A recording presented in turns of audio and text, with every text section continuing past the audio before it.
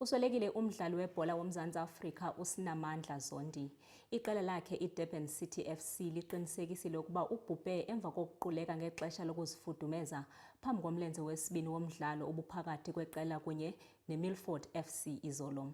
Unobangela wokubhubha kwalo mdlalo oneminyaka engama-22 ubudala umfiliba okwangoku.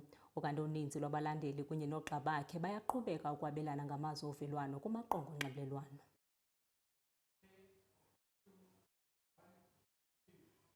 Kwelinye icala, inqununu yesikolo samabanga aphezulu iMadisong eHammanskraal isemanzini abilayo kulandela izityholo zokohlwaya esiqatha kubafundi. Le nqununu ityholwa ngokubetha abafundi njengendlela yoluleko. Isebe lezemfundo laseRhawutini lizigxekile kabukhali ezi zenzo, licaphula kumthetho iSouth African Schools Act 1996 othintela ukohlwaya kwabafundi ezikolweni ngoswazi.